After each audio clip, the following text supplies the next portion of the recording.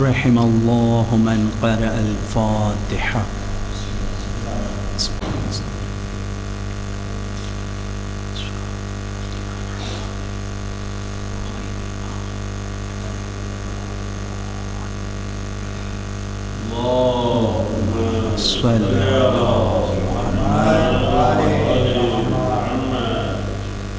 اعوذ باللہ من الشیطان الرجیم.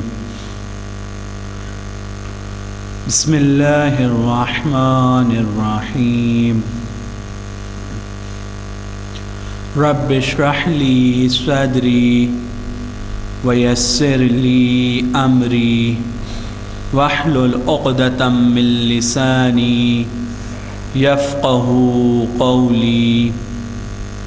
الحمد للہ رب العالمین والعاقبۃ للمتقین والجنۃ للمؤمنین والموحدین والمتمسکین بولایت علی بن ابی طالب وآلہ، والنار للمشرکین والمنافقین والکافرین والغالین والناصبین. ثم الصلاة والسلام والتحیۃ والاکرام علی اشرف الانبیاء والمرسلین خاتم النبیین ابی القاسم المصطفى محمد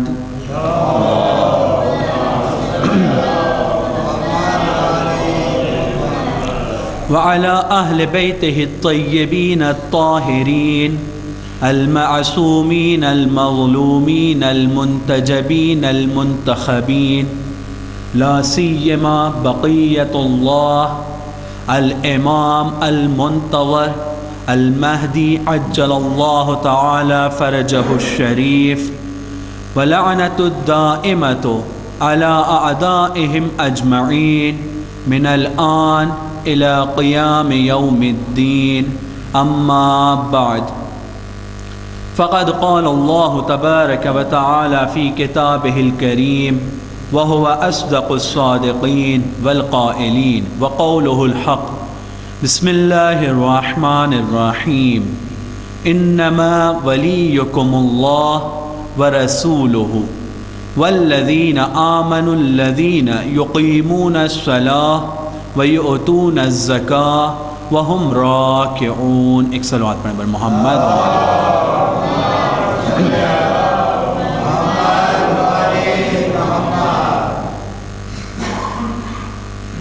عزیزان گرامی،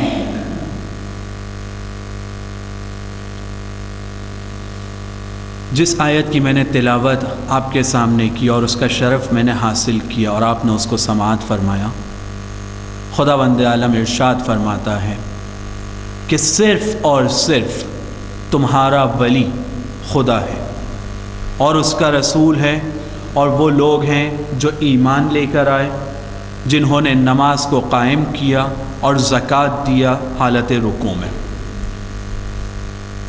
اور یہ بھی بیان ہو چکا کہ وہ شخص کہ جو ایمان لایا، جس نے نماز کو قائم کیا اور حالت رکوع میں زکوٰۃ دیا، وہ ذات علی ابن ابی طالب علیہ الصلاۃ والسلام.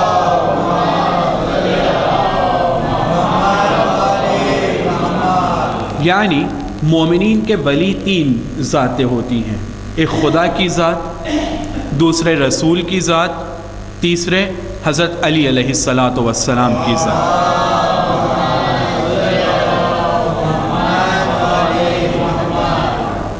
اور اس کے بعد میں جب ہم لوگ کے لیے یہ واضح ہو گیا کہ ہمارا ولی کون ہے، اس کے بعد میں ہم لوگ نے اس بارے میں بھی گفتگو کر لی کہ ولایت کا معنی کیا ہے، ولایت کتنے ٹائپ کی ہے، جس کو میں نے کل آپ کے سامنے ذکر کیا کہ ایک نیگیٹو ولایت ہے، ایک ایسی ولایت ہے کہ خداوند عالم کہتا ہے کہ اس ولایت کو قبول مت کرو، اس ولایت سے بچو. ایک ولایت یہ ہے کہ جس سے بچنے کا حکم دیا گیا ہے. وہ کون سی ولایت تھی؟ مومنین کے علاوہ کسی کی ولایت کو قبول کرنا، خدا نے اس سے بچنے کا حکم دیا ہے۔ اور ایک وہ ولایت کہ جو پازیٹیو ہے، جس کا خدا نے حکم دیا ہے کہ اس ولایت کو اپناؤ، تو اس ولایت کی بھی دو قسمیں بیان ہوئی تھی۔ ایک ایسی ولایت ہے کہ جو دو برابر کے لوگوں میں، جو آپس میں مومنین میں ولایت قائم ہو سکتی ہے، اس کا خداوند عالم نے حکم دیا کہ اس کو اپناؤ، اور مومنوں کا فرض قرار دیا، ان کی ڈیوٹی بنا دیا کہ مومنین کو ایک دوسرے کا ولی ہونا ہے۔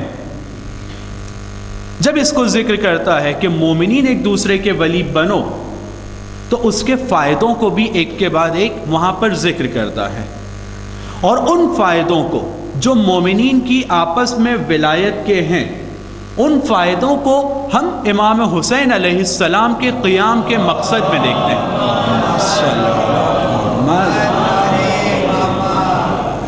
ان فائدوں کو ایک کے بعد ایک مرتبہ پھر میں انہیں گنانا چاہوں گا۔ مثلا خداوند عالم ارشاد فرماتا ہے کہ جب مومنین ایک دوسرے کو ولی بناتے ہیں اور انہیں بنانا ہے، پھر کیا کریں گے؟ یأمرون بالمعروف، امر بالمعروف کریں گے، نیکی کی طرف دعوت دیں گے۔ امام حسین کیا ارشاد فرماتے ہیں کہ میں مدینے سے نکل رہا ہوں امر بالمعروف کے لیے۔ پھر خدا آگے ارشاد فرماتا ہے ینہون عن المنکر، برائیوں سے روکیں گے مومنین ایک دوسرے کو۔ ولایت کیوں؟ ولایت کا فائدہ کیا؟ صرف دوستی نہیں، ہم آپ کو چاہتے ہیں، آپ ہمیں چاہتے ہیں، ہم آپ کی مدد کریں گے، آپ ہماری مدد کیجئے گا، صرف زبانی ہم کو کرنا ہے؟ نہیں، خدا بتا رہا ہے تمہیں کیا کرنا ہے۔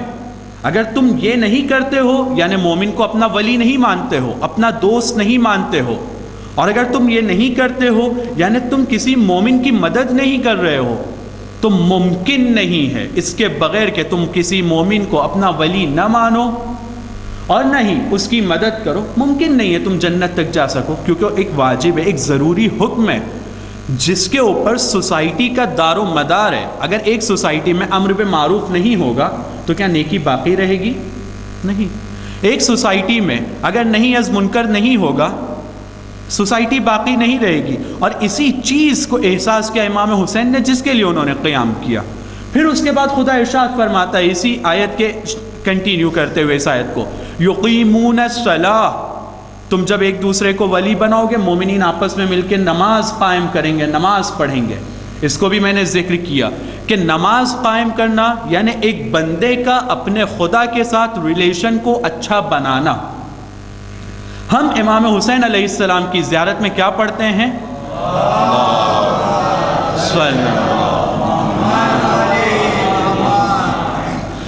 ہم امام حسین علیہ السلام کی زیارت میں پڑھتے ہیں کہ قد اقمت الصلاۃ اشہد انک، میں گواہی دیتا ہوں کہ آپ نے نماز کو قائم کیا۔ توجہ چاہتا ہوں، ایک طرف آیت قرآنی ہے، دوسری طرف وہ چیزیں ہیں جو ہم امام حسین علیہ السلام کی زبانی بیان کر رہے ہیں، یا ان کے لیے ایک امام نے گواہی دیا ہے، کیونکہ زیارتیں امام حسین کی بیشتر اماموں سے وارد ہوئی ہیں، یا امام صادق کی طرف سے زیارت ہے، یا امام رضا، یا اور کسی دوسرے امام کی۔ تو امام گواہی دے رہے اور ہمیں کہہ رہے ہیں کہ تم ایسے زیارت پڑھو کہ اشہد انک قد اقمت الصلاۃ۔ پھر آگے آیت میں ارشاد ہوتا ہے مومنین اگر ایک دوسرے کو ولی بناتے ہیں پھر کیا کریں گے؟ امر بالمعروف نہیں از منکر، نماز قائم کریں گے۔ اس کے بعد کیا ہے؟ یؤتون الزکاۃ، زکوٰۃ ادا کریں گے۔ ہم امام حسین علیہ السلام کے لیے گواہی دیتے ہیں وآتیت الزکاۃ، میں گواہی دیتا ہوں اس بات کی کہ آپ نے زکوٰۃ کو بھی ادا کیا ہے۔ یعنی عزیزان گرامی، یہ اعمال لائن سے آپ ان کو دیکھیں، ان کی اہمیت کو دیکھیے، بہت توجہ چاہتا ہوں کہ ان کی اہمیت کو دیکھیے۔ ولایت کہ جس کے بارے میں میں نے کل ذکر کیا کہ قرآن میں ولیہ، واو لام یہ، اس روٹ ورڈ کے ورڈز جو قرآن کے اندر یوز ہوئے ہیں 200 مرتبہ سے زیادہ یوز ہوئے ہیں، یعنی بہت امپورٹنٹ ہے، بہت ضروری ہے۔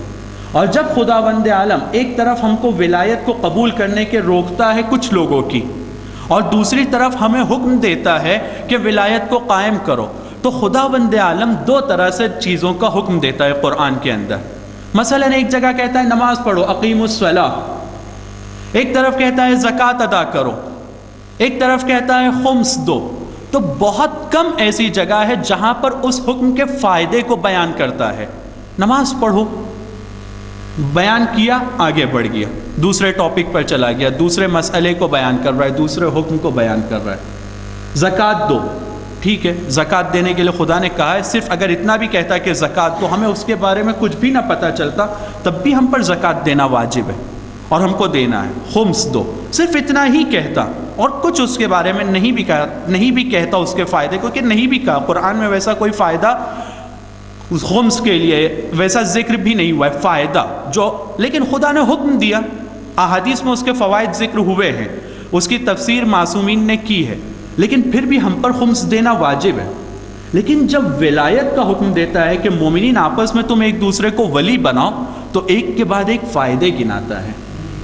یعنی اس کی اہمیت کو بتا رہے خدا کہ یہ ولایت کا کانسیپٹ خود مومنین کے درمیان اتنا امپورٹنٹ ہے کہ اس کا فائدہ امر بالمعروف ہوگا، اس کا فائدہ نہی عن المنکر ہوگا، اس کا فائدہ نماز باقی رہے گی، اس کا فائدہ زکوٰۃ باقی رہے گی. پھر آگے ارشاد فرماتا اس کا ایک فائدہ یہ بھی ہے کہ اللہ کی اطاعت اس زمین پر باقی رہے گی، یعنی توحید باقی رہے گی.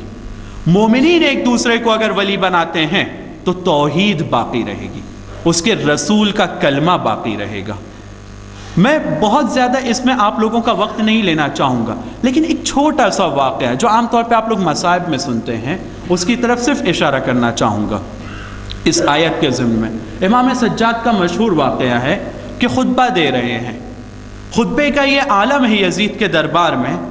جب واقعہ کربلا رونما ہو چکا، یزید کے دربار میں یہ عالم ہے کہ امام خطبہ دیتے جا رہے ہیں کہ میں کون ہوں، کیا تم مجھے پہچانتے ہو، میں کس کا بیٹا ہوں، میں کس کا بیٹا ہوں، اور اپنا انٹروڈکشن پیش کر رہے ہیں، لوگوں کو پہچنوا رہے ہیں.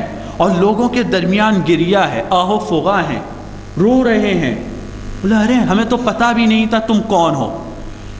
امام کا خطبہ جاری ہے. یزید نے خطبہ کیسے رکوایا تھا؟ اذان کے ذریعے سے. تو عزیزو اس آیت میں دیکھیے اطاعت خدا باقی ہے، یعنی اللہ اکبر جو اس نے اذان کو دلوایا تھا. پھر اس کے بعد کیا ہوا؟ خدا کہتا ہے کہ اطاعت رسول باقی ہے. اگر مومنین ولایت کے اندر باقی ہیں اور ایک دوسرے کی ولایت کو قبول کرتے ہیں، اس اذان کے آگے کیا ہوتا ہے؟ اللہ اکبر کے بعد اشہد ان لا الہ الا اللہ و اشہد ان محمد رسول اللہ صلی اللہ علیہ وسلم. بس عزیزان گرامی، اس کے بعد میں اپنے آج کے ٹاپک کی طرف آتا ہوں. لیکن امام سجاد نے فوراً خطبے کو روکا اور کہا کہ اب کیا چاہیے؟ یہ تو ہماری جیت کا اعلان ہو گیا، یہ ہماری جیت ہے. حسین نے شہادت اسی لیے دیا تھا کہ اللہ اکبر باقی رہے. حسین نے قربانی اس لیے دی تھی کہ اشہد ان لا الہ الا اللہ باقی رہے. حسین کو یہ ڈر تھا کہ یہ مٹ رہا ہے. لیکن اب یزید جو حسین کو جس نے مٹانے کی کوشش کی، اس کے دربار میں اس کا نوکر اس آواز کو بلند کر رہا ہے. پھر آگے کہتا ہے اشہد ان محمد رسول اللہ. ایک صلوات پڑھیں بر محمد.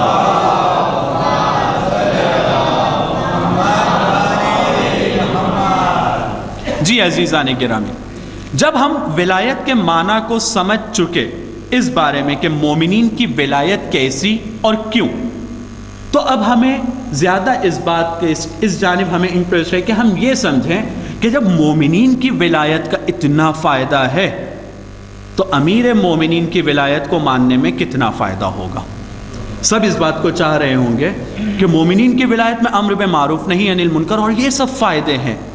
خود امیر مومنین کی میں ولایت کو مانوں گا تو کیا ہوگا، اور کیوں مجھے امیر مومنین کی ولایت کو ماننا ہے؟ مومنین کی ولایت مان کے میں اللہ کی اطاعت کر رہا ہوں، خود رسول کی اطاعت کر رہا ہوں، امر بالمعروف بھی کر رہا ہوں، نماز بھی پڑھ رہا ہوں، نہی عن المنکر بھی کر رہا ہوں، زکوٰۃ بھی دے رہا ہوں. پھر امیر مومنین کی ولایت کو میں کیوں مانوں؟ جیسے کل بھی میں نے ایک ریکویسٹ کیا تھا، آج پھر سے اس ریکویسٹ کو دہراتا ہوں کہ ہمارا موضوع ایک ایسا موضوع ہے جس کو ہم لوگ کہہ چکے ہیں کہ ہماری جان ہے.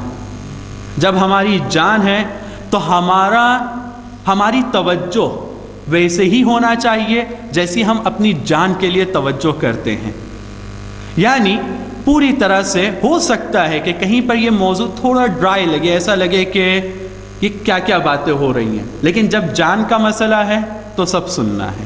یعنی ہوتا ہے نا کہ ایک زمانہ ایسا آتا ہے بیماری میں، خدا نہ کرے کسی مومن کے لیے ڈاکٹر کہتا ہے تیل بھی مت کھاؤ، گھی بھی مت کھاؤ، مسکا دہی سب بند، سوکھی سوکھی چیزیں کھاؤ، لیکن آدمی کھاتا ہے، کیوں کھاتا ہے؟ جان بچانا ہے۔ تو یہاں پر بھی ایسے ہی کہ بہت سارے ایسے مسئلے کہ جو خطابت کے لیے دہی یا اصلی گھی کی طرح ہوں گے وہ شاید یہاں پر نہ ہوں، لیکن ایسے مسائل کے جو ہماری جان سے ریلیٹڈ ہے، ہماری ولایت سے ریلیٹڈ ہے، جس کو ہم کو ماننا ہے، تو ان کو ہمیں سمجھنا ضروری ہے، تاکہ کوئی کھڑے ہو کر پوچھ لے کہ بھائی تم ولایت علی کو مانتے ہو، تم ولایت علی کو مانتے ہو، یعنی کیا؟ اس کو ماننے کا فائدہ کیا ہے؟ میں کیوں مانوں؟ میں نہیں مان رہا ہوں تو کیا فرق پڑ رہا ہے؟ ہمارے پاس اس کے جواب رہے کہ کیا فائدہ ہے، کیوں ماننا ہے، کیسے ماننا ہے۔ کل میں نے اپنی گفتگو کو یہاں ختم کیا تھا کہ اگر ولایت کا معنی صرف ہم دوستی لیتے ہیں، صرف دوستی لیتے ہیں، ولایت یعنی دوستی، تو اہل بیت علیہم السلام کی ذات اتنی باعظمت اور اتنی بزرگ ذات ہے، یہ ہستیاں اتنی بڑی ہستیاں ہیں کہ جو بھی ان کو دیکھتا تھا ان کو چاہنے لگتا تھا، ان سے دوستی کرنے لگتا تھا بہت سی جگہ پر۔ یعنی جو ان کو نہیں بھی جانتا ہے، آپ اس کو کچھ بھی امام حسین کے بارے میں بتائیے، ناممکن ہے اگر وہ انسان، اس کی عقل سالم ہے، اس کا دل سالم ہے، ناممکن ہے کہ وہ کہے کہ میں امام حسین مجھے اچھے نہیں لگے، خدا نہ کرے معاذ اللہ، چاہنے لگے گا۔ میں نے مثالوں میں بھی وہ اشعار امام شافعی کے ذکر کیا کہ جو علی علیہ السلام کو پہلا خلیفہ نہیں مانتے ہیں، دوسرا بھی نہیں مانتے ہیں، تیسرا بھی نہیں مانتے ہیں، چوتھا مانتے ہیں، لیکن ان کی شان میں اور اہل بیت کی شان میں ان کے بیانات اور ان کے اشعار میں نے آپ کے سامنے ذکر کیا کہ علی اس کی محبت ڈھال ہے، علی امام ہے انسانوں کا اور جنوں کا، علی مصطفیٰ حضرت محمد مصطفیٰ کا سچا وصی ہے، علی کون؟ علی جس کی محبت میں جنت واجب ہے۔ امام شافعی بھی اس طرح کی بات کو کہہ رہے ہیں۔ اگر صرف محبت ہے تو سب ولایت علی کو مانتے ہیں، سب ولایت علی کو مانتے ہیں، کوئی ایسا نہیں ہے جو علی علیہ السلام کی فضیلت کو سنے اور ان سے محبت نہ کرے۔ بہت سمپل سی باتیں ہیں، یہ سب ہم لوگ اپنی زندگی میں دیکھتے ہیں۔ جو چیز اچھی ہوتی ہے، جو بھی چیز اچھی ہوتی ہے، تو کوئی ہوتا ہے، یعنی عام طور پہ سب کا دل، یعنی ایک سالم انسان کا دل اگر وہ بیمار نہیں ہے، اچھی چیز سب کو اچھی لگتی ہے۔ علی علیہ السلام کی ذات اچھی ذات ہے، بہت اچھی ہستی ہے، بہت بزرگ ہستی ہے، تو جو بھی دیکھے گا ان کو یہ اچھے لگیں گے، اچھے لگیں گے۔ جیسے ایک اچھی چیز سب کو اچھی لگتی ہے، ویسے ہی اگر یہ چیز کو ہم مانتے ہیں کہ علی علیہ السلام کی صرف محبت کافی ہے، یعنی ولایت علی کو ماننا، تو بہت سے لوگ، صرف ہم شیعہ نہیں بلکہ اہل سنت بھی، بلکہ بہت سارے وہ لوگ کہ جو دین کو نہیں مانتے ہیں، کسی دین کو نہیں مانتے ہیں، سیکولر ہیں، یا وہ لوگ کہ جو ہندو ہیں، کرسچین ہیں، یہودی ہیں، جوز ہیں، وہ لوگ بھی محبت کرتے ہیں اہل بیت علیہم السلام سے۔ اب سے چونکہ ہمارا ٹاپک شروع ہو رہا ہے ولایت علی کے معنی پر کہ ولایت کا معنی کیا ہے، تو ایک چھوٹے سے انٹروڈکشن کی ضرورت ہے، انٹرو کی ضرورت ہے اسلام کے بارے میں اور ہماری پیدائش کے بارے میں کہ خدا نے ہمیں پیدا کیوں کیا۔ بہت صحیح آپ لوگ شاید سوچ رہے ہیں اس بات کو کہ موضوع ہے ولایت ہماری جان، عزا ہماری پہچان، یہ مسئلہ پیدائش کا کیوں آ رہا ہے بھائی بیچ میں؟ کیوں اب پیدائش کے اوپر گفتگو؟ ہاں عزیزان گرامی، موضوع گفتگو پیدائش اس لیے بن رہا ہے کہ ہم سب اس بات کو بھی جانتے ہیں کہ خدا نے اس کائنات کو خلق کیا ہے اہل بیت کے صدقے میں۔ اس چیز کو اگر ہمیں سمجھنا ہے کہ ان کے صدقے میں خلق کیا ہے اور ان کے لیے خلق کیا ہے، تو ہمیں یہ سمجھنا ہوگا کہ کیوں خلق کیا ہے ہمیں۔ اور یہ سمجھنے کے لیے بھی میں پوری کوشش اس بات کی کروں گا کہ قرآن کے دائرے سے میں باہر نہ نکلوں، پوری کوشش کروں گا کہ قرآن کے ذریعے سے، قرآن کی آیتوں کے ذریعے سے اس کو میں سمجھاؤں آپ کو۔ جیسے کل کے موضوع میں بھی یہ کوشش کیا تھا اور آج بھی اس بات کو ہی کروں گا۔ کیوں اس بات کی کوشش کروں گا کہ ہمارے پاس رسول خدا صلی اللہ علیہ وآلہ وسلم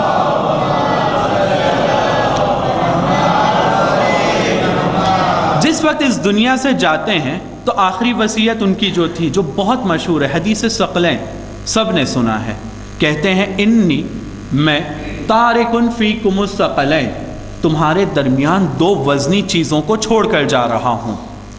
ایک ہے کتاب اللہ، اللہ کی کتاب یعنی قرآن کریم، وعطرتی اہل بیتی، دوسری جو سنگین اور وزنی چیز میں تمہارے درمیان چھوڑ کر جا رہا ہوں وہ میرا خاندان اور میرے اہل بیت ہیں، میرا خاندان یعنی میرے اہل بیت ہیں۔ وَإِنَّهُمَا، یہ دونوں آپس میں ان کا ریلیشن ایسا ہے کہ لَن يَفْتَرِقَا، کبھی بھی، لن کا ورڈ جو قرآن میں یہاں یوز ہوا ہے اس کا مطلب یہ ہوتا ہے کبھی بھی، یفترقا، لن یفترقا، کبھی بھی جدا نہیں ہوں گے ایک دوسرے سے، حتی یرد علی الحوض، یہاں تک کہ میرے سے یہ لوگ ملاقات کریں گے حوض کوثر پر، اس وقت تک کہ نہ قرآن اہل بیت سے جدا ہوگا اور نہ اہل بیت قرآن سے جدا ہوں گے۔ پھر آگے ارشاد فرماتے ہیں فلا تقدموہما، تم اس سے آگے مت بڑھ جانا، تم کو اس کے پیچھے رہنا، ان کے ساتھ رہنا ہے، معذرت چاہتا ہوں، تم کو ان کے ساتھ رہنا ہے، فلا تقدموہما، تم آگے مت بڑھ جانا، فتہلکو، اگر آگے بڑھ جاؤ گے ہلاک ہو جاؤ گے، توجہ چاہتا ہوں، آگے بڑھ جاؤ گے ہلاک ہو جاؤ گے۔ پھر ارشاد فرماتے ہیں ولا تقصروا، پیچھے بھی مت رہ جانا، فتہلکو، پھر بھی ہلاک ہو جاؤ گے، آگے بڑھو گے تو ہلاک، پیچھے رہو گے تو ہلاک، یعنی ساتھ میں رہو۔ پھر اس سے بڑا ایک جملہ ارشاد فرماتے ہیں فلا تعلموہم، ان کو کچھ سکھانا بھی مت، فلا تعلموہما، ان دونوں کو کچھ سکھانا بھی مت، یعنی قرآن کی آیتوں کو اپنے مزاج کے مطابق بدلنے کی کوشش مت کرنا۔ اہل بیت کو مت کہنا مولا میرا دل یہ چاہ رہا ہے کہ آپ یہ کیجئے، مولا میرا دل یہ چاہ رہا ہے کہ آپ کو یہ کرنا چاہیے تھا، نہیں، جو مولا کہہ رہے ہیں تمہیں وہ کرنا ہے، تم ان کو مت سکھانا، تم ان کو مت سکھانا۔ تو عزیزان گرامی، ہم کو اہل بیت کی ولایت کو ثابت کرنا ہے، اب ہمارے پاس ان کی ولایت کو ثابت کرنے کے لیے ایک چیز بچی ہے اس حدیث کے مطابق، وہ قرآن ہے۔ تو ہمیں اپنی گفتگو کو آگے بڑھانا ہے صرف قرآن کے ذریعے سے، کیونکہ رسول نے کیا کہا ہے کہ یا اہل بیت اور قرآن، ان دونوں کے ساتھ تم رہو، یہ دونوں ایسی چیزیں ہیں کہ جو کبھی ایک دوسرے سے جدا نہیں ہوں گی۔ تو ہمیں اپنی پوری باتوں کو ولایت کی قرآن سے لینا ہے، اس کو اگر ہم صحیح سے سمجھ جاتے ہیں قرآن کو، اور آج کے دن میں آپ لوگوں کو قرآن کی ایک ایسی سیر کراؤں گا، ایک ایسی سمری قرآن کی دوں گا جو میری خود کی نہیں ہے، حضرت آیت اللہ استاد جوادی آمولی، خدا ان کی حفاظت کرے، ایک صلوات پڑھیں ان کی سلامتی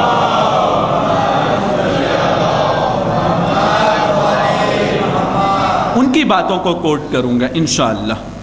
تو عزیزان گرامی، سوال کیا میں نے کہ خدا نے ہمیں کیوں خلق کیا، کیوں خلق کیا؟ شاید اور یقیناً سب اس بات کا جواب دیں گے کہ قرآن کی آیت ہے بسم اللہ الرحمن الرحیم وما خلقت الجن والانس الا لیعبدون، خداوند عالم نے نہ انسانوں کو پیدا کیا نہ جنوں کو پیدا کیا مگر اس لیے کہ وہ اس کی عبادت کریں، یعنی ہدف خلقت عبادت ہے۔ یہ خداوند عالم نے بہت شارٹ ورڈز میں اس کو بیان کیا ہے، اور یہ جو بات خداوند عالم نے بیان کیا ہے یہ اس وقت کے لیے صحیح ہے کہ جب اس بات کی گارنٹی رہے کہ عبادت باقی ہے، وہ اس وقت کے لیے صحیح ہے کہ جب امام حسین جیسی قربانی ہے، اگر یہ قربانی نہ ہوتی تو آج عبادت باقی ہوتی نہیں۔ لیکن ان تمام چیزوں کو ابھی سائیڈ میں رکھتے ہوئے صرف ہدف کے اوپر ہم گفتگو کریں گے کہ خدا نے خلقت انسان کی اور جنوں کی اس لیے کیا ہے کہ وہ عبادت کریں خدا کی۔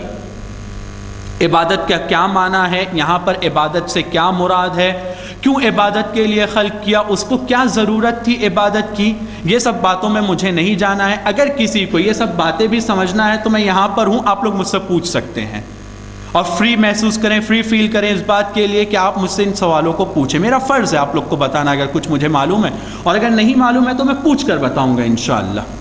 یہ خداوند عالم نے کہا کہ میں نے عبادت کے لیے خلق کیا ہے۔ قرآن کو خدا نے کیوں نازل کیا؟ اس کا کون جواب دے گا؟ قرآن کو خدا نے کیوں نازل کیا؟ اس کا جواب بھی قرآن دے گا۔ صرف تھوڑی سی توجہ چاہتا ہوں۔ قرآن جس وقت پہلی آیت نازل ہوئی قرآن کی، سب سے پہلی آیت جو قرآن کی نازل ہوئی وہ کون سی آیت تھی؟ بسم اللہ الرحمن الرحیم، اقرأ بسم ربک الذی خلق۔ اے رسول پڑھو اپنے اس پروردگار کے نام سے جس نے تمہیں بنایا ہے۔ اقرأ وربک الاکرم، پڑھو۔ اقرأ بسم ربک الذی خلق، خلق الانسان من علق، جس نے انسان کو ایک علق سے بنایا ہے۔ اقرأ وربک الاکرم، میرے لیے جو امپورٹنٹ آیت ہے وہ یہ ہے کہ خدا ارشاد فرماتا ہے پڑھو اس پروردگار کے نام سے جو اکرم ہے۔ توجہ چاہتا ہوں، خدا بند عالم پڑھا رہا ہے اپنے رسول کو، پڑھا رہا ہے، پڑھانے کے ساتھ میں کیا کہہ رہا ہے؟ تیرا پروردگار اکرم ہے، اکرم ہے۔ کہہ سکتا تھا کہ رحمان ہے، رحیم ہے، رازق ہے، خالق ہے، باری ہے، مصور ہے، بہت سارے اس کے اسم ہیں۔ کیوں کہتا ہے اکرم؟ کیوں کہتا ہے کہ پڑھو اپنے اس پروردگار کے نام سے جو اکرم ہے؟ ایک آدمی جس کو ہسٹری اچھی آتی ہے وہ کیا پڑھائے گا؟ ہسٹری پڑھائے گا۔ ایک کو جغرافی اچھی آتی ہے وہ کیا پڑھائے گا؟ ایک سائنٹسٹ ہے وہ کیا پڑھائے گا؟ سائنس۔ یہاں پہ خدا کہہ رہا ہے کہ پڑھو اکرم کے نام سے پڑھو، یعنی خدا یہاں کیا پڑھانا چاہ رہا ہے رسول کو؟ کرامت پڑھانا کیا چاہ رہا ہے اس کتاب کے اندر؟ کرامت، یعنی یہ کہ میں تمہیں تمہارے اس درجے سے اوپر لے جانا چاہتا ہوں، تمہارے اندر جو کیپیسٹی ہے اس کو میں بڑھانا چاہتا ہوں۔ عزیز و توجہ چاہتا ہوں، چونکہ قرآن کی آیتیں ہیں لہٰذا توجہ دیجئے۔ قرآن ہماری کتاب ہے، ہمیں فخر ہے کہ ہم ایسے خدا کو اور ایسی کتاب کو مانتے ہیں۔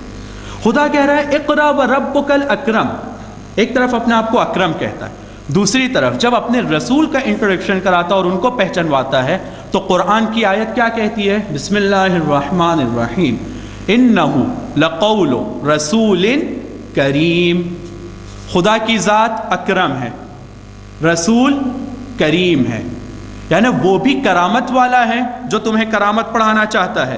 رسول بھی کون سا رسول ہے؟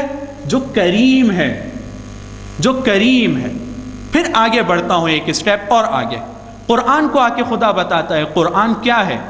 کہتا ہے انہ لقرآن کریم۔ خدا اکرم، رسول کریم، قرآن کریم، سب کریم کریم کریم لوگ ہیں، کریم ذاتیں ہیں، قرآن کریم ہے۔ اور ایک قدم آگے بڑھتا ہوں، اس منزل سے تھوڑا جلدی نکلنا چاہتا ہوں کیونکہ اس منزل کو میں لے کر اس لیے آیا ہوں کہ ولایت کو ہم سمجھ سکیں، تو آپ لوگ میرے ساتھ رہیے گا۔ تھوڑا اور آگے بڑھتا ہے، یہ میسج جو اکرم کریم کے اوپر بھیج رہا ہے، میسج بھی کریم ہے، قرآن کریم ہے، کس کے ہاتھوں سے بھیج رہا ہے؟ کہتا ہے بے ایدی سفرہ، ایسے ایمبیسیڈرز کے ہاتھوں سے بھیج رہا ہوں، ایسے سفیروں کے ہاتھوں سے بھیج رہا ہوں، کرام بررہ، جو کریم ہیں، جو نیکوکار ہیں، جو اچھے کام انجام دیتے ہیں۔ خدا اکرم، رسول کریم، قرآن کریم، لانے والے کریم، لانے والے کریم، سب کریم ہیں۔ کتنا عجیب قرآن کا ٹون، کتنا عجیب میسج قرآن ہمیں دینا چاہتا ہے کہ تم کو میں نے کیوں بنایا۔ پڑھانے والا کریم ہے، آنے والا کریم ہے، بھیجی ہوئی چیز کریم ہے، لانے والے کریم ہے، یعنی تم کو کیا چاہتا ہوں؟ تم کیا بنو؟ کریم۔ تم کیا بنو؟ کریم۔ اگر میں نے مثال دیا کہ ایک سائنٹسٹ سائنس پڑھائے گا، ایک اکرم کیا پڑھائے گا؟ کرامت پڑھائے گا۔ ہمیں یہ پڑھائے گا کہ کیسے ہم اچھے سے اچھا بن سکتے ہیں۔ تو قرآن ہمیں کرامت پڑھانا چاہ رہا ہے، کس کے ذریعے سے پڑھانا چاہ رہا ہے؟ رسول کریم کے ذریعے سے۔ کہاں پر پڑھانا چاہ رہا ہے؟ قرآن کریم کے اندر ہمیں پڑھانا چاہتا ہے۔ کس کے ذریعے سے قرآن کو بھیجا؟ ایسے ایمبیسیڈرز اور سفیروں کے ہاتھ سے بھیجا جو کریم ہیں۔ تو ہمیں کیا پڑھانا چاہ رہا ہے؟ کرامت۔ ٹھیک ہے، کرامت پڑھانا چاہتا ہے، ہم نے کرامت پڑھ لیا۔ کیسے مجھے سمجھ میں آئے؟ اچھا جتنے بھی ورڈز میں نے یوز کیا، اکرم، کریم، کرام، یہ سب کا روٹ ورڈ وہی کرم ہے، یعنی وہ کرامت والا ہے۔ اب ایک اور چیز، ٹھیک ہے خداوند عالم ہمیں کرامت پڑھانا چاہتا ہے، ہمیں بہت اچھا بنانا چاہتا ہے، کیسے ہمیں معلوم پڑے گا کہ ہاں ہم کریم بنتے جا رہے ہیں؟ کیسے معلوم پڑے گا؟ عزیز و توجہ چاہتا ہوں، کیسے معلوم پڑے گا کہ ہاں خدا نے جس مقصد کے لیے مجھے پیدا کیا ہے، قرآن کو بھیجا ہے، رسول کو بھیجا ہے، قرآن کو نازل کیا ہے، اس کے اوپر آج میں عمل کر رہا ہوں؟ ارشاد ہوتا ہے ان اکرمکم عند اللہ اتقاکم، تم میں سب سے زیادہ کریم وہ ہے جو سب سے زیادہ متقی ہوگا۔ یعنی میں اکرم، رسول کریم، قرآن کریم، لانے والے کریم، تم بھی کریم بن سکتے ہو، تم بھی کریم بن سکتے ہو۔ کیسے تمہیں سمجھ میں آئے گا کہ تم کریم ہو؟ تقوی اختیار کرو، جتنا تقوی اختیار کرتے جاؤ گے اتنی تمہاری کرامت بڑھتی جائے گی، تقوی بڑھتا جائے گا، کرامت بڑھتی جائے گی۔ ایک صلوات پڑھیں بر محمد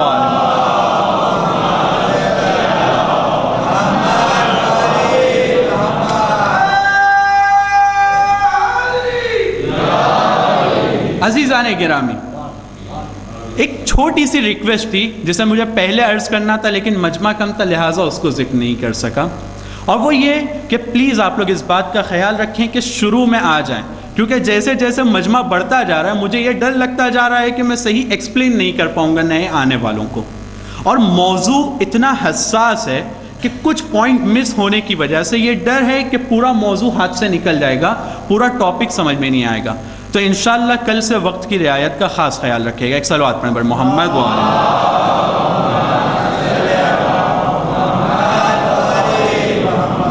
تو عزیزان گرامی، خدا یہ چاہ رہا ہے کہ تم بھی کریم بنو۔ کریم بننے کا کرائیٹیریا بھی دے دیا کہ تقوی اختیار کرتے جاؤ گے، کریم بنتے جاؤ گے۔ جتنا تقوی بڑھے گا اتنی تمہاری کرامت بڑھے گی۔ پہلی آیت میں اپنے آپ کو اکرم کہا۔ بہت زیادہ جو مفسر جن لوگوں نے قرآن کی تفسیر کو لکھا ہے، ایک عجیب نکتہ میں آپ کو بتاتا ہوں کہ وہ یہ کہتے ہیں کہ آخری آیت قرآن کی جو نازل ہوئی ہے وہ کون سی ہے؟ وہ آیت میں ابھی آپ کے سامنے پڑھتا ہوں، صرف اب تک جو میں نے ذکر کیا ایک بار اس کو صرف ریپیٹ کرتا ہوں کہ اکرم خدا نے قرآن کو نازل کیا، قرآن کریم ہے، رسول کریم ہے، جن کے ذریعے سے بھیجا وہ کریم ہے، اور ہم کو خدا نے چاہا کریم بنانا۔ کریم بننے کا معیار بھی خداوند عالم نے دے دیا کہ تم تقوی اختیار کرو۔ یہ قرآن اس طرح سے نازل ہونا شروع ہوا اور ایسے اسٹیج پہ پہنچا کہ اب رسول کے جانے کا وقت آ گیا۔ رسول کا جب جانے کا وقت آیا تو آخری آیت جو قرآن کی نازل ہوتی ہے، اکثر مفسرین اس کو ذکر کرتے ہیں، اس آیت کا ترجمہ یہ ہے کہ وَاتَّقُوا يَوْمًا، اس دن سے تقوی اختیار کرو جس دن تم سب کو پلٹ کر خدا کی طرف جانا ہے۔ پہلے دن اپنے آپ کو انٹروڈیوس کرایا کہ میں اکرم ہوں، آخری دن جو آیت نازل کرتا ہے اس کے اندر کرامت کے کرائیٹیریا کو پھر ریپیٹ کیا کہ دیکھو آج قرآن نازل ہونا بند ہو رہا ہے لیکن تم تقوی کو مت بھولنا، تقوی بہت امپورٹنٹ چیز ہے، تقوی کو مت بھولنا۔ یعنی قرآن نازل ہو رہا ہے اکرم سے، ختم ہو رہا ہے تقوی پر۔ تقوی پر کیوں؟ کیونکہ ہمیں کریم بنانا چاہتا ہے، ہمیں کریم بنانا چاہتا ہے۔ جب قرآن کا مقصد سب کو کریم بنانا ہے تو اب جتنی بھی قربانیاں رسول نے دی ہیں، جتنی بھی قربانیاں اہل بیت علیہم السلام نے دی ہیں، وہ اس راستے کے لیے دی ہیں، وہ اس راستے کے لیے دی ہیں۔ اور وہ کیسے؟ کیوں اس راستے کے لیے دی ہیں؟ اب قرآن سے نکل کے میں تھوڑا ہسٹری کی طرف آنا چاہوں گا، ہسٹری کی طرف میں آنا چاہوں گا۔ رسول خدا اس دنیا سے چلے جاتے ہیں، علی علیہ السلام کے اوپر جو ظلم ہوا، جناب زہرا پر جو ظلم ہوا اور جو ان کا حق چھینا گیا، وہ ولایت والا کہ جس کا اعلان ہوا تھا، ہم سب کو اس کے بارے میں پتہ ہے، ہم سب اس بات کو جانتے ہیں کہ کیا ہوا۔ سوال یہ ہے کہ علی علیہ السلام نے قیام کیوں نہیں کیا اور امام حسین علیہ السلام نے قیام کیا؟ کیوں ایسا ہوا کہ علی علیہ السلام کے سامنے جب ان کا حق چھینا جاتا ہے، اتنا ظلم ہوتا ہے تو چپ بیٹھتے ہیں، اور امام حسین علیہ السلام جیسے ہی یزید کی حکومت بننے کا اعلان ہوتا ہے فوراً کھڑے ہو جاتے ہیں کہ اب مجھے قیام کرنا ہے، اب مجھے میری جان کو قربان کرنا ہے۔ کیوں ایسا ہوا؟ اس کو یعنی اس کی ڈیٹیل میں بھی نہیں جانا چاہوں گا، صرف کچھ شارٹ ورڈز میں اس کو سمجھانا چاہوں گا کہ علی علیہ السلام کے زمانے میں جن لوگوں نے خلافت کو اختیار کیا اور خلیفہ بنے، وہ کم سے کم ظاہری طور پر اس بات کا اعلان کرتے تھے کہ لا الہ الا اللہ، اعلان کرتے تھے اس بات کا، لا الہ الا اللہ محمد الرسول اللہ، اسلام کو مانتے تھے، رسول کی گواہی دیتے تھے۔ علی علیہ السلام اس بات کے ڈر سے کہ ابھی بہت سارے کرسچنز جو تھے وہ مسلمان ہوئے ہیں، ابھی بہت سارے یہودی مسلمان ہوئے ہیں، ابھی دوسری کنٹریز میں اسلام نیا نیا پہنچا ہے، اگر آج میں قیام کروں گا تو یہ جو لا الہ الا اللہ جو لوگ کہہ رہے ہیں یہ لوگ پلٹ جائیں گے اپنے دین سے۔ یہ جو ابھی نئے نئے مسلمان ہوئے ہیں یہ کہیں گے کہ جب تک رسول تھا تب تک اسلام ٹھیک تھا، لیکن اب رسول گئے نہیں، آپس میں یہ لوگوں میں اختلاف شروع ہو گیا، اب وہ اسلام سے ناراض ہو جائیں گے۔ اس بات سے بچنے کے لیے اور اسلام کو بچانے کے لیے، یعنی کرامت کو بچانے کے لیے، لوگوں تک کے کرامت کو پہنچانے کے لیے علی چپ بیٹھے تھے۔ علی کی خاموشی کا مقصد یہ تھا، ڈر یہ تھا کہ اگر ہم دو مسلمان جو اپنے آپ کو کہہ رہے ہیں ظاہری طور پہ، میں بھی لا الہ الا اللہ کہہ رہا ہوں، یہ بھی کہہ رہا ہے، ہم دو اگر لڑنے لگیں گے سامنے والا کیا کہے گا کہ لو رسول گئے آپس میں لڑنے لگے، ہمارا پہلے ہی والا دین اچھا تھا، وہاں لڑائی تو نہیں تھی، کم سے کم اپنے دین کو ایسے ہی تو فالو کر رہے تھے۔ اس بات کو نظر میں رکھتے ہوئے علی علیہ السلام کو رسول نے بھی وصیت کیا تھا کہ صبر کرنا، صبر کرنا تاکہ دین باقی رہ جائے۔ لیکن حالات بدلتے ہیں، خلفاء کی حکومت ہوتی ہے، کچھ ٹائم کے لیے علی علیہ السلام کی بھی حکومت ہوتی ہے، اور 3 مہینے کے قریب عرصے کے لیے امام حسن علیہ السلام بھی حکومت میں آتے ہیں۔ اللہم صلی علی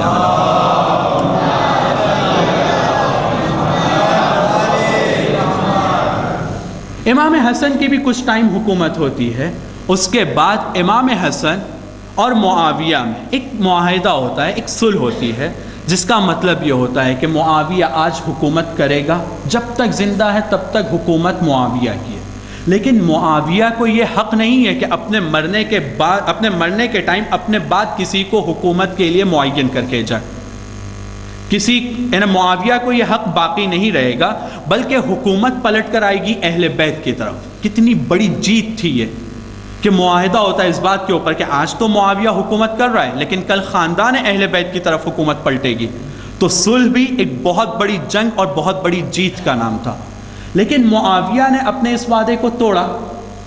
جب اس وعدے کو معاویہ نے توڑا تو اس وعدے کے توڑنے کے بعد ایک ایسے بندے کو آگے بڑھاتا ہے جس کا فاسق ہونا، گناہ گار ہونا، شرابی ہونا، زانی ہونا، برائیوں کو انجام دینے والا ہونا سب کو معلوم تھا۔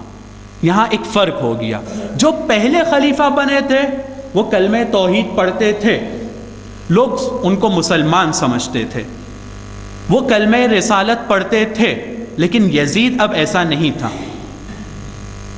یزید بدل چکا تھا، یعنی اب حکومت بدل چکی تھی، اب ایک ایسے کے ہاتھ میں حکومت جا رہی تھی جو کلمہ توحید کا مذاق اڑاتا تھا، جو اسلام کا مذاق اڑاتا تھا۔ مجلس میں آپ نے سنا کہ وہ یہ کہتا تھا کھلے الفاظ میں کہ یہ جو اسلام اور توحید اور یہ سب جو وحی نازل ہوئی، قرآن نازل ہوا، یہ سب کھیل تھا، یہ سب گیم تھا بنی ہاشم کا، رسول کے خاندان کا، چاہتے تو حکومت پہ قبضہ کریں، معاذ اللہ معاذ اللہ، نہ کوئی وحی نازل ہوئی ہے اور نہ کوئی رسول آیا ہے، یہ جھوٹے تھے، معاذ اللہ معاذ اللہ، انہیں اتنی بڑی تہمت لگاتا تھا۔ اب حسین کو یہ ڈر محسوس ہوا کہ آج بھی اگر میں چپ بیٹھوں گا تو کلمہ لا الہ الا اللہ مٹ جائے گا، آج اگر میں چپ بیٹھوں گا تو رسول کا کلمہ مٹ جائے گا، آج میں اگر چپ بیٹھوں گا تو قرآن مٹ جائے گا، کیونکہ مذاق اڑا رہا ہے، وہ کہہ رہا ہے کہ وحی نازل نہیں ہوئی ہے، قرآن نازل نہیں ہوا ہے، کوئی رسول نہیں آیا ہے۔ جب ایک بادشاہ یہ کام کرنے لگے تو اس کے ماننے والے اور اس کی حکومت میں رہنے والے آہستہ آہستہ سب اس کی بات کو ماننے لگیں گے۔ تو اب میرا فرض ہے کہ امر بالمعروف کروں، اب میرا فرض ہے کہ نہیں عن المنکر کروں، اب میرا فرض ہے کہ نماز کو قائم کروں، اب میرا فرض ہے کہ میں زکوٰۃ کو ادا کروں اور خدا کی اطاعت کو پھیلاؤں، اب میرا فرض ہے کہ خدا جو درس انسانیت کو دینا چاہتا ہے، کرامت کا، آزادی کا، اس درس کو لوگوں تک کے پہنچاؤں۔ اگر میں یہ کام نہیں کروں گا میرے نانا کا دین یہیں پر ختم ہو جائے گا۔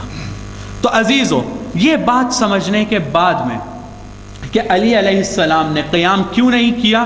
اسلام کو بچانے کے لیے۔ حسین نے قیام کیوں کیا؟ اسلام کو بچانے کے لیے۔ یہ کہنا غلط ہوگا کہ دو امام، دو الگ الگ کام، نہیں، کام ایک ہی ہے، اسلام کو بچانا ہے، کام ایک ہی ہے، دونوں کو اسلام بچانا ہے۔ یا امام حسن علیہ السلام نے صلح کیوں کیا؟ اللہم صلی علی محمد۔ امام حسن نے صلح کیوں کیا؟ اسلام کو بچانے کے لیے۔ کام ایک ہے، طریقے الگ الگ ہیں۔ ایک طرف خاموشی ہے، گھر میں بیٹھ جانا ہے، اپنے کچھ نزدیکی صحابی جس میں سلمان ہیں، بوذر ہیں، مقداد ہیں، عمار ہیں، میثم ہیں، کمیل ہیں، ایسے صحابی ہیں، جناب کمیل بعد میں آئے تھے، ایسے صحابی ہیں کہ جن کے ساتھ بیٹھنا ہے اور خاموش رہنا ہے۔ کوشش پوری اس بات کی کرنا ہے کہ حکومت اگر ان کے پاس ہو تو ہو، لیکن اسلام کو کیسے بچایا جا سکتا ہے اور کیسے پھیلایا جا سکتا ہے۔ ضرورت پڑنے پر اپنے بیٹے کو جنگ میں شرکت کے لیے بھی کہا، کیونکہ اسلام پھیلانا مقصد ہے۔ ایک طرف امام حسن ہیں کہ ضرورت اس بات کی محسوس کرتے ہیں اسلام بچانے کے لیے کہ مجھے معاویہ کے ساتھ صلح کرنا پڑے گی، لیکن ٹھیک ہے، صلح کرنا مجھے قبول ہے اس لیے کہ اسلام بچ جائے۔ ایک طرف امام حسین ہیں، انہیں یہ لگا کہ جو صحیح بھی تھا کہ اگر آج میں اپنی جان کی قربانی نہیں دوں گا اسلام نہیں بچے گا۔ تو اسٹائل چینج ہو رہی ہے لیکن مقصد ایک ہے اور وہ اسلام کو بچانا ہے۔ تو عزیزان گرامی، اس چھوٹی سی ہسٹری میں کہ جو تقریباً 50 سال کی تھی، 11ویں ہجری سے یہ شروع ہوتی ہے اور 61 ہجری کے اوپر آ کر یہاں تک کہ یہ ہسٹری ختم ہوتی ہے جس کو میں نے بیان کیا، ان تمام جگہوں پر بہت مرتبہ ایک ورڈ کو میں نے یوز کیا، وہ تھا حکومت۔ ایک زمانے میں حکومت ایسے ہاتھوں میں آتی ہے جو کلمہ لا الہ الا اللہ پڑھ رہے ہیں، ایک زمانے میں حکومت ایک ایسے کے پاس جاتی ہے جو اس کلمے کا انکار کر رہا ہے، اور جس وقت ان خلفاء کے ہاتھ میں بھی حکومت جاتی ہے اور خلافت جاتی ہے تو جناب زہرا صحابیوں کے گھروں میں جا جا کر، ان لوگوں کے گھروں میں جا جا کر جو غدیر کے میدان میں موجود تھے، کیا پوچھتی تھی؟ کیا تم نے غدیر میں نہیں سنا کہ رسول نے کہا کہ جس کا میں مولا اس کے یہ علی مولا؟ یہی کہتی تھی نا، کیا تم نے یہ نہیں سنا کہ جس کا میں مولا اس کے یہ علی مولا؟ اگر مولا کے معنی صرف دوستی کے ہیں تو وہ صحابی لوگ جواب میں کہتے ہیں نا، ہاں ہاں کیوں نہیں، ہم نے سنا، رسول کہہ رہے تھے دوستی کرو تو ہم تو علی کو چاہتے ہیں، ضروری تھوڑی ہے کہ علی حکومت میں رہیں، ہم تو علی کو چاہتے ہیں، ہم علی کو چاہتے ہیں۔ لیکن کسی نے یہ جواب نہیں دیا، سب کو یہ سمجھ میں آ رہا تھا کہ مولا کا معنی یہاں پر صرف چاہنا نہیں ہے، اگر چاہنا ہوتا تو ایک دم چھوٹی سی بات ہے، جناب زہرا نے کہا کہ کیا تم نے نہیں سنا؟ تو میں کہوں گا ہاں سنا بھی میں نے۔ تو بولے کہ پھر کیوں علی کے ساتھ ایسا ہونے دے رہے ہو؟ تو کہا نہیں، رسول نے تو کہا تھا محبت کرو، میں محبت کرتا ہوں۔ یہ کسی نے نہیں کہا، سب چپ ہو گئے، شرمندہ ہوتے تھے اور کہتے تھے اب ہم کیا کر سکتے ہیں، حکومت تو لے لی گئی ہے۔ حکومت بہت امپورٹنٹ چیز تھی، کیوں؟ اس لیے امپورٹنٹ تھی، اس خطبہ غدیر کو انشاءاللہ میں کل بیان کروں گا، وقت بہت کم ہے۔ رسول کہتے ہیں کہ کیا میں تمہارے درمیان نماز لے کر نہیں آیا؟ کیا میں نے تمہیں روزے کا حکم نہیں دیا؟ کیا میں نے تمہیں جہاد، خمس، زکوٰۃ کا حکم نہیں دیا؟ ان تمام چیزوں کو گنانے کے بعد کہتے ہیں کہ جس کا میں مولا ہوں اس کے یہ علی مولا ہے، یعنی تم میرے بعد اس امت کی کمانڈ، اس امت کا لیڈر علی ہوگا، اس نماز کو بچانے والا علی ہوگا، اس نماز کو پھیلانے والا علی ہوگا، اس روزے کو بچانے والا علی ہوگا، اس روزے کو پھیلانے والا علی ہوگا۔ عزیزان گرامی، جس کے ہاتھ میں حکومت ہوگی وہ اپنی بلیفز کو اور اپنے ایمان کو، جس کو وہ جانتا ہے، اپنے نالج کے بیس کے اوپر اپنے نظریات کو پھیلاتا ہے۔ تو علی علیہ السلام جیسا عالم، علی علیہ السلام جیسا عادل، علی علیہ السلام جیسا معصوم بندہ، اس سے بہتر کسی کو حق تھا حکومت پر آنے کا؟ نہیں۔ کیوں؟ تاکہ وہ بہتر سے بہتر انداز میں رسول کے لائے ہوئے میسج کو آگے بڑھائے۔ رسول کی حکومت تھی، رسول جا رہے تھے، اب چاہ رہے تھے کہ میرے بعد میرے جیسا بندہ حکومت کرے، میرے بعد وہ حکومت میں آئے جو میرے نور کا ٹکڑا ہے، میرے بعد وہ حکومت میں آئے جو میرا داماد ہے، جو میرا بھائی ہے، میرا وزیر ہے، میرا وصی ہے۔ اب امام حسین علیہ السلام کی طرف پلٹیے۔ امام حسین علیہ السلام نے کیوں قیام کیا؟ کیونکہ اب ایک ایسا بندہ حکومت میں آ رہا تھا جو ان چیزوں پر ایمان رکھتا ہی نہیں تھا جو رسول لے کر آئے تھے۔ اب امام کو یہ ڈر لگ رہا تھا کہ حکومت میں ایک ایسے بندے کے آنے سے وہ تمام چیزیں مٹنے کا خطرہ ہے اور ختم ہونے کا خطرہ ہے، تو انہوں نے قیام کیا۔ یعنی ولایت کا ایک معنی ہوتا ہے حکومت، ولایت کا ایک معنی ہوتا ہے حکومت۔ اگر ہم علی کی ولایت کو اور اماموں کی ولایت کو مانتے ہیں علیہم الصلاۃ والسلام، اگر ہم ان کی ولایت کو مانتے ہیں، یعنی ہم یہ مانتے ہیں کہ ہمیں اس دین کو لینا ہے، اس نماز کو لینا ہے، اس روزے کو لینا ہے جو ان کے چینل سے ہم تک کے آ رہا ہے۔ اسی لیے حدیثوں میں آیا ہے کہ اگر ایک بندہ ان کی ولایت کو نہ مانتا ہو، ان کے چینل سے احکام کو نہ لیتا ہو، تو چاہے وہ 70 سال خانہ کعبہ اور مقام ابراہیم کے درمیان کھڑے رہ کر حالت روزہ میں مکے کی گرمی میں نماز کو انجام دیتا رہے، اور اسی نماز اور روزے کی حالت میں ایک ظالم آدمی کے ہاتھ سے وہاں پر اسے قتل کر دیا جائے، ظاہری طور پہ شہادت کا درجہ ملے، تب بھی اس کا کوئی عمل قبول نہیں ہوگا۔ کیوں؟ کیونکہ اس نے اپنے احکام کو یہاں سے نہیں لیا ہے جس کو رسول نے کہا تھا، اس نے اپنے دین کو، اپنے احکام کو ایک دوسرے چینل سے لیا ہے۔ وہ اعمال قبول ہے جو یہاں سے لیے جائیں گے، وہ اعمال قبول ہیں کہ جن کا یہ حکم دیں گے اور ان کے اوپر عمل کیا جائے گا۔ صرف ایک چھوٹے سے واقعے عمل کے اعتبار سے اس کو بیان کروں، انشاءاللہ اپنی بحث کو کل کنٹینیو کروں گا۔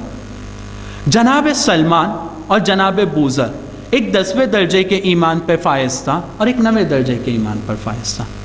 جناب ابوذر ہمیشہ دل میں یہ سوچا کرتے تھے کہ میں بھی علی علیہ السلام کے ہمیشہ ساتھ رہتا ہوں، ان کی خدمت کرتا ہوں، ان کی ہر بات پر عمل کرتا ہوں، سلمان بھی عمل کرتے ہیں، کیوں ایسا کہا جاتا ہے کہ میں 9ویں درجے پر ہوں اور وہ 10ویں درجے پر ہیں؟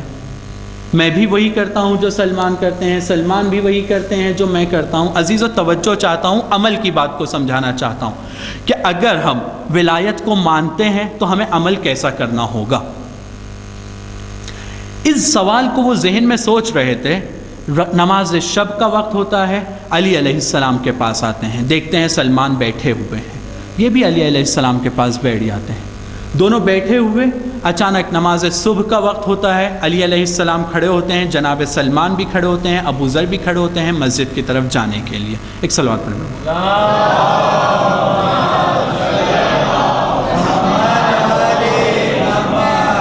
دونوں صحابی دونوں کھڑے ہوتے ہیں، دونوں ایمان کے پیک پر ہیں، ایسے درجات پر ہیں کہ جن کو نمبر دیا گیا ہے کہ یہ اس درجے پر، وہ اس درجے پر۔ لیکن ایک کے ذہن میں سوال ہے کہ اس کا درجہ مجھ سے بڑھ کر کیوں ہے؟ کام تو ہم لوگ ایک ہی کرتے ہیں۔ مسجد پہنچے، نماز ہوئی، ابوذر علیہ السلام نے پوچھنا چاہا علی سے کہ اپنے سوال کو پوچھنا چاہا۔ اس سے پہلے کہ وہ سوال کو پوچھتے، علی علیہ السلام نے ان سے کہا کہ ابوذر، ہم لوگ مسجد میں کتنے لوگ ساتھ میں آئے؟ کہا 3 لوگ، آپ تھے، میں تھا، سلمان تھے۔ کہا جاؤ واپس، اور راستے میں دیکھو قدم کتنے لوگوں کے ہیں؟ ابوذر نکلتے ہیں، علی علیہ السلام کے گھر سے مسجد تک کے آتے ہیں، دیکھتے ہیں مولا آئے تو 3 لوگ تھے، قدم 2 لوگوں کے ہیں۔ کہا ابوذر جواب مل گیا؟ کہا مولا یعنی کیا؟ کہا جہاں میں قدم رکھ رہا تھا سلمان وہاں قدم رکھ رہے تھے، جہاں میں قدم رکھ رہا تھا سلمان وہاں قدم رکھ رہے تھے۔ عزیزو، اسی کے اعتبار سے اور ایک پوائنٹ کہ ایمان کا درجہ سلمان کا اس لیے بڑا تھا کہ قدم اس جگہ رکھ رہے تھے جہاں مولا کے قدم تھے، یعنی اپنے قدم کو کچھ سمجھتے ہی نہیں تھے، اپنی بات کو کچھ سمجھتے ہی نہیں تھے، مولا کے قدم پہ قدم رکھ رہے تھے۔ ہم بھی ایسے ہی، ہمیں بھی ایسے ہی ہونا چاہیے۔ جب جنت میں جانے کی بات ہوتی ہے تو ہم کیا کہتے ہیں بڑے فخر سے؟ جہاں مولا وہاں ہم، جہاں مولا وہاں ہم۔ مولا آپ جہاں ہیں مجھے وہاں جنت میں جگہ دیجیے گا، میں آپ کا عزادار ہوں، میں آپ پہ روتا ہوں، میں آپ کی ولایت کو مانتا ہوں۔ اور جب عمل کی بات ہوتی ہے تو وہ کہاں اور ہم کہاں؟ جنت کی بات میں جہاں، وہ جہاں ہم وہاں، وہ جہاں ہم وہاں۔ عمل کی بات کرتے ہیں، وہ کہاں ہم کہاں۔ عزیزان گرامی، ان کے قدم پہ قدم رکھنا ہے، وہ جہاں ہیں ہمیں وہاں رہنا ہے، ہمیں وہ کرنا ہے۔ اگر ہمیں وہاں پہنچنا ہے ہمیں اپنی پوری کوشش کرنا ہے۔ یہ نہیں کہوں گا کہ ہم معصوم بن جائیں گے، یہ نہیں کہہ رہا ہوں، ہمیں پوری کوشش کرنا ہے کہ ہمیں ویسا بننا ہے۔ جیسے میں جناب سلمان کو معصوم نہیں مان رہا ہوں علی علیہ السلام جیسا، لیکن یہ کہہ رہا ہوں کہ سلمان نے یہ کوشش کیا کہ جہاں مولا کے قدم تھے میرے قدم وہاں رہنا چاہیے۔ ہمیں بھی کوشش یہ کرنا ہے کہ اگر مولا نماز قائم کرتے ہیں اور ہم گواہی دیتے ہیں کہ آپ نے نماز کو قائم کیا، ہمیں نماز کو قائم کرنا ہے۔ مولا زکوٰۃ ادا کرتے ہیں، مخلوق خدا کا خیال رکھتے ہیں، ہمیں بھی وہیں پر قدم رکھنا ہے، ہمیں وہ کام انجام دینا ہے۔ مولا حج انجام دینے میں، خدا کی دوسری عبادتوں کے انجام دینے میں جتنا آگے بڑھ گئے ہیں، ہمیں کوشش کرنا ہے کہ ویسے بننا ہے، تاکہ کم سے کم ہمیں وہ دعا مانگنے میں شرمندگی نہ ہو کہ مولا آپ جہاں میں وہاں۔ اگر ہم یہ دعا مانگتے ہیں تو ہمیں یہ کہنا ہوگا کہ مولا میں نے کوشش تو کیا تھا نا کہ میں نماز پڑھوں، مولا میں نے کوشش تو کیا تھا کہ روزہ رکھوں، مولا میں نے کوشش تو کیا تھا کہ آپ کا سچا عزادار رہوں، آپ کے مشن کو سمجھوں۔ جب میں نے کوشش کیا تو مولا آپ تو کریم ہیں، آپ تو سخی ہیں، مجھے بھی وہ جگہ دیجئے جہاں آپ ہیں، میں آپ کا چاہنے والا ہوں۔ آپ کو یہ اچھا لگے گا کہ آپ کے چاہنے والا دوسروں کے ساتھ رہے جبکہ وہ کہہ رہا ہے آپ کا چاہنے والا ہے؟ کوئی اپنے عاشق کو اپنے سے دور کرتا ہے، کوئی اپنے محبوب کو اپنے سے دور کرتا ہے۔ مولا مجھے آپ چاہیے اور مجھے اپنے سے نزدیک رکھیے۔ ایک صلوات پڑھیں بر محمد۔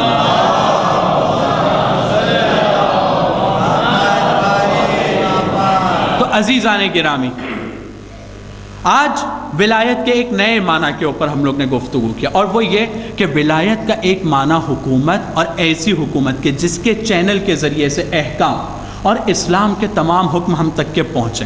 انشاءاللہ اسی کو کل کنٹینیو کرتے ہوئے مجھے پورا یقین ہے کہ آج ہماری بحث بہت کامل نہیں ہوئی ہے۔ غدیر جب تک کہ ذکر نہیں ہوگی اور قرآن کی آیتیں اس سلسلے میں جب تک میں نہیں لاؤں گا، بحث کمپلیٹ نہیں ہے۔ تو کل انشاءاللہ آپ لوگ بھی وقت کا خیال رکھیں گے، اور میں بھی شروع سے ڈائریکٹ اس ٹاپک کے اوپر آؤں گا، کیونکہ وقت بہت کم ہے اور ٹاپک ہماری جان کا مسئلہ ہے۔ اگر ہم اس کو حل نہیں کریں گے تو ہماری جان خدا نہ کرے خطرے میں ہے۔ ایک اور صلوات پڑھیں پر محمد۔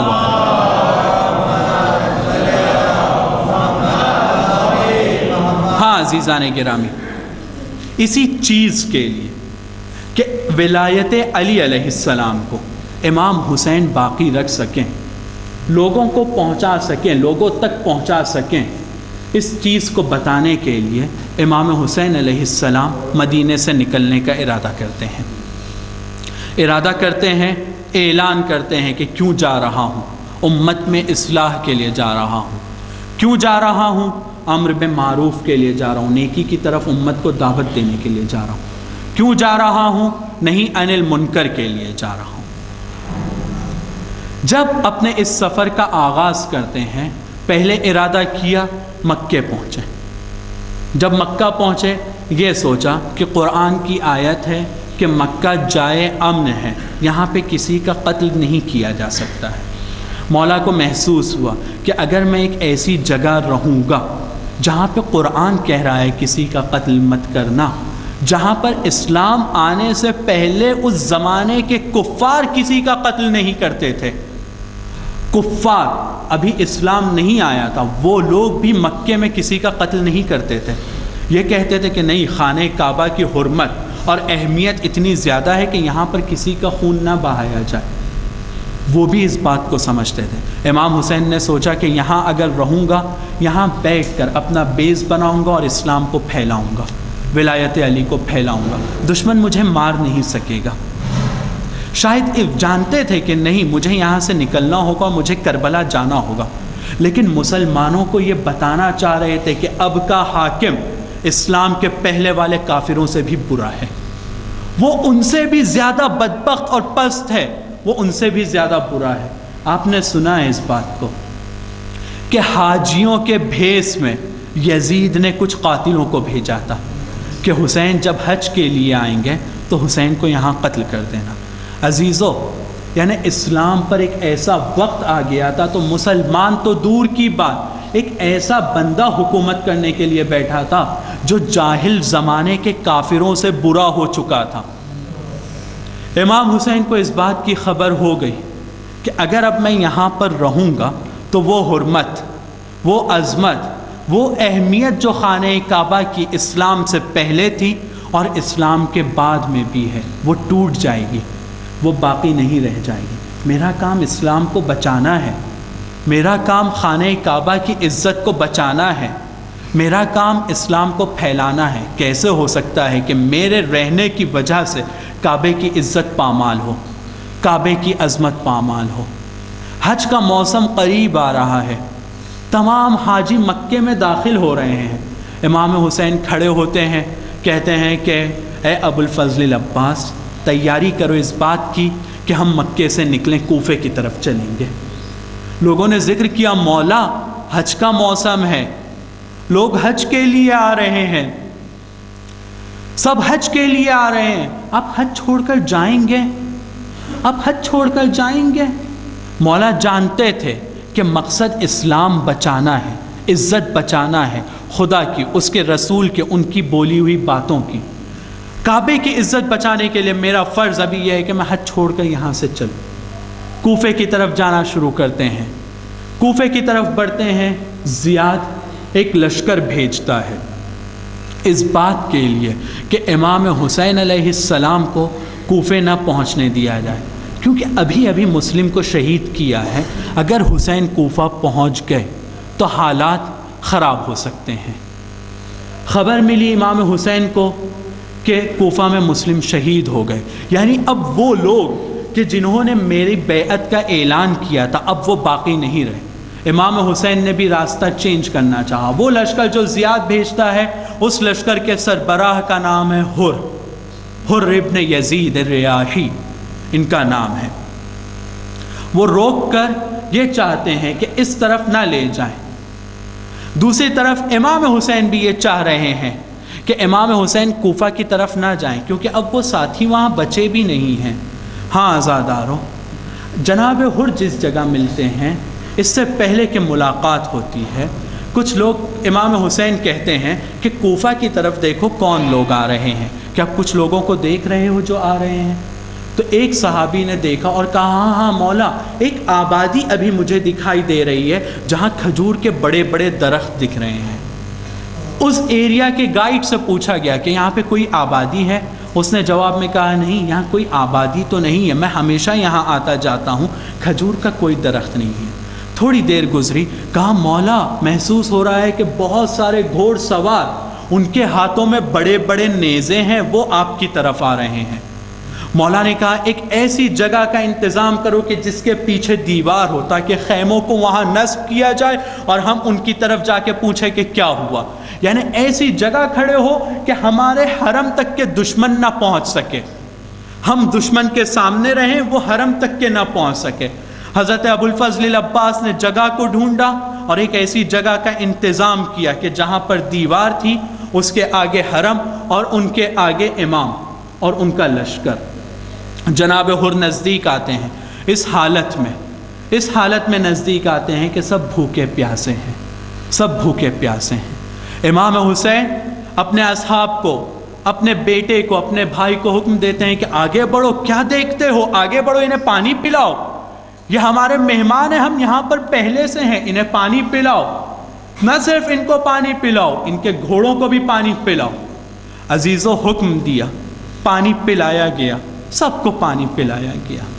ایک بندہ ہے جس کا نام ہے علی ابن عطان، روایتوں میں اس کا نام ملتا ہے عزیزو، علی ابن عطان نام کا ایک بندہ ہے۔ یہ بندہ کہتا ہے کہ جس وقت میں حر کے لشکر کے ساتھ حسین کے لشکر کے قریب پہنچتا ہوں، حسین کے خاندان کے قریب پہنچتا ہوں، تو مجھے نہیں پتا تھا کہ میں کہاں ہوں اور میرے سامنے کون ہے اور میں کیوں ہوں۔ میں پیاس کے مارے بے ہوش ہو چکا تھا، اتنا زیادہ میں پیاسا تھا، اتنا زیادہ میں پیاسا تھا۔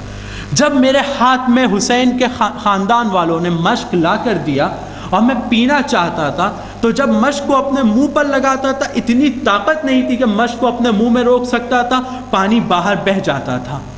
دور سے ایک بوڑھا آدمی آتا ہے، دور سے ایک بوڑھا آدمی آتا ہے، میرے سر کو اپنے زانوں پر رکھتا ہے، مشک کو پکڑتا ہے، میرے منہ میں لگاتا ہے، مجھے پانی پلاتا ہے، میرے سر کو سہلاتا ہے، میرے سر کو سہلاتا ہے، ہاں آزادارو، میرے سر کو سہلاتا ہے، مجھے پانی پلاتا ہے۔ میں اپنی آنکھ کھولتا ہوں تو کیا دیکھتا ہوں؟ میرا مولا حسین ہے،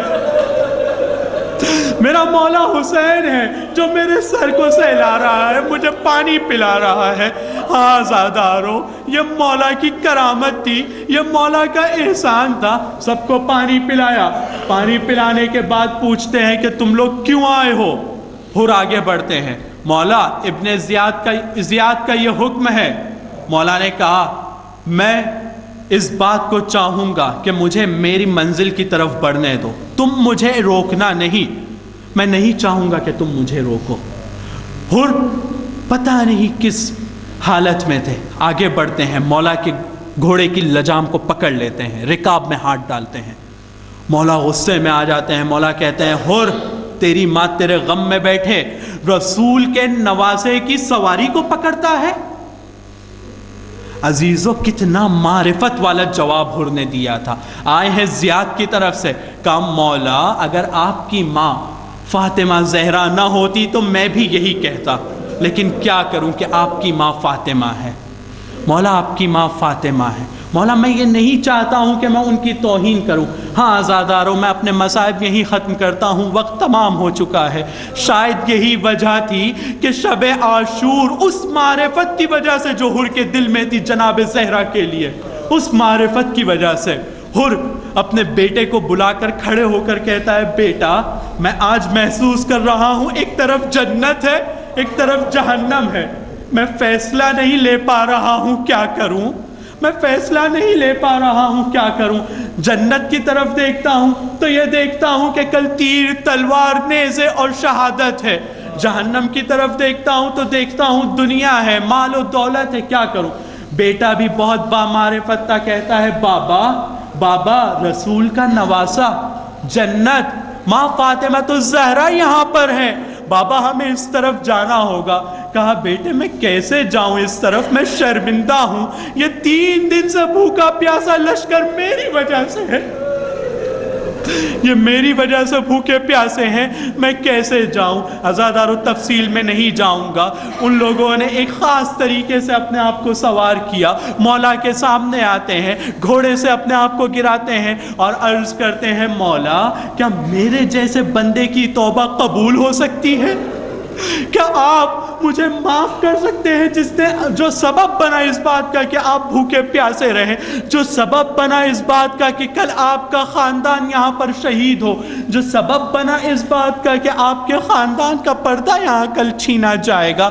مولا کہتے ہیں اے حر مجھے شرمندگی ہو رہی ہے، مجھے شرمندگی ہو رہی ہے، تو میرے سامنے ایسے کیوں بیٹھا ہے؟